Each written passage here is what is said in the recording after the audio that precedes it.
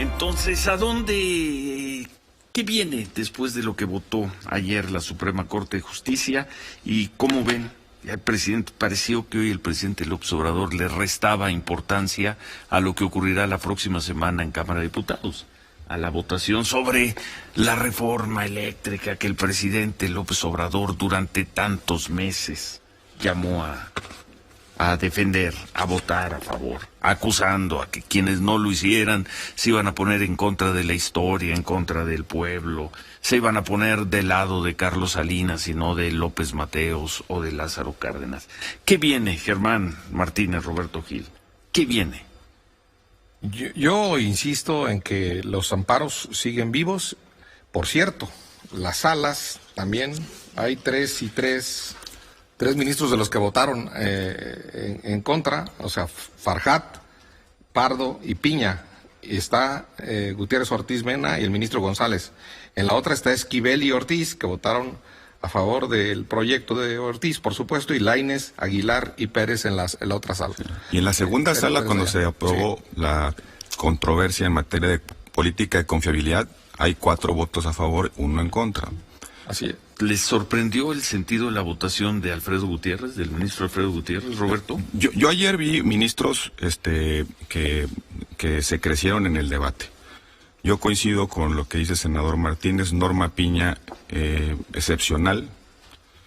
El ministro Pérez Dayán, creo que en una posición muy firme. Ministro Lainez, Luis María Aguilar, ministros que defendieron su posición y que han sido consistentes con sus precedentes. El propio ministro Luis María Aguilar fue ponente en la solución del caso de la controversia constitucional en materia de política de confiabilidad, que es el antecedente directo a esto, que a final de cuentas discutía prácticamente lo mismo pero a nivel regulatorio.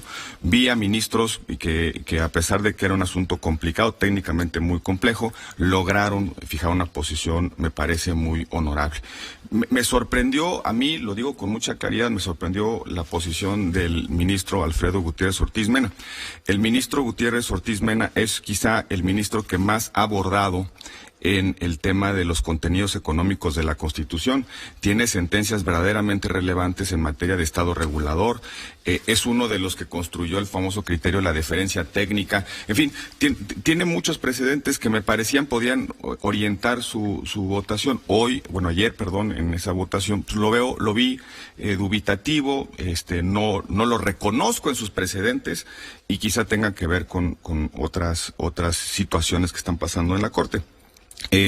Yo solamente diría, a mí no me sorprende la posición del ministro Saldívar, desde que se inauguró la época del constitucionalismo transformador, pues esto es una secuela. ¿Qué es el constitucionalismo? Pues es la nueva doctrina constitucional de sintonización. Estoy citando casi textual al ministro Saldívar, de que la Corte tiene que sintonizar con las mayorías que se expresan en las urnas, en lugar de ser un contrapoder a las mayorías cuando no reflexionan correctamente las mayorías y ser un defensor de las minorías. La Suprema Corte, el Tribunal Constitucional, pues el ministro Saldívar reiteradamente ha dicho que la Suprema Corte tiene que sintonizar con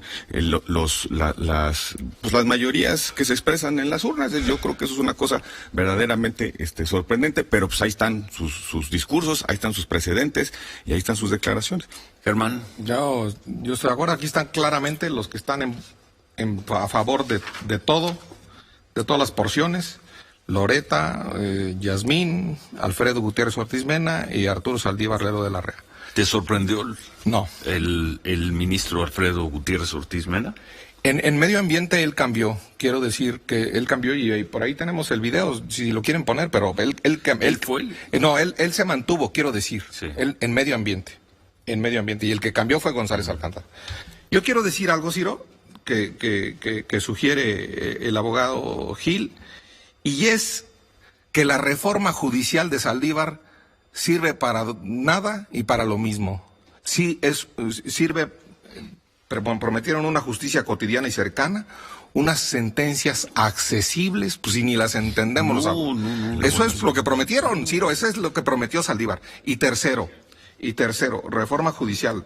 Y tercero, yo lo que digo se pedía, y lo pedía el Instituto de Investigaciones Jurídicas, en las 8 propuestas para fortalecer al Poder Judicial, firmado por Pedro Salazar, por Fix Fierro, en paz descanse, por gente de verdadero valor jurídico y juristas, de verdadera autoridad moral en el mundo del derecho, que se reformara la manera de deliberar de la Corte, que no se fragmentaran las ponencias. Lo dice claramente, es la tercera. Eso no ocurrió ayer. No ocurrió ayer porque no pelaron al Instituto de Investigaciones Jurídicas y no pelaron a quienes nos oponíamos a la reforma judicial. La reforma judicial fue para aumentar, otra vez cito al Instituto, el hiperpresidencialismo de Saldívar, para ponerle medallitas a Saldívar, para que Saldívar se hiciera de más poder y pudiera hacer estas cosas como la que estoy diciendo, de los turnos y los returnos y votar por argumentos y por consideraciones.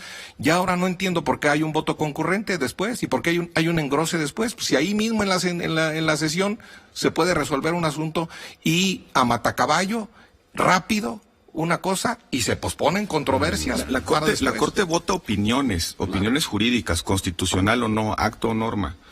Ayer estuvieron votando porciones de proyecto. Sí. Oye, ¿usted está de acuerdo en esta porción? No, yo no. ¿Y cuántos votos tenemos por sacar esta porción y esta redacción? Y en esto sí, y en esto no.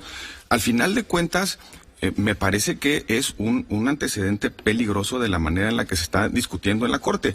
En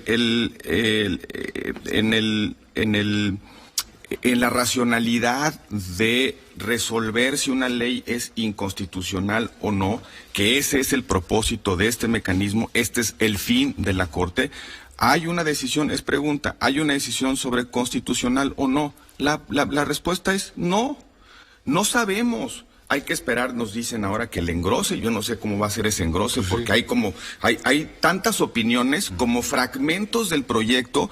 Hay, por ejemplo, una votación que se da, si no mal recuerdo, el lunes o martes, sobre la aproximación metodológica al caso, que es el famoso 6.5, porque la ministra ponente planteaba aproximarse al asunto desde la perspectiva del derecho humano a la energía eléctrica.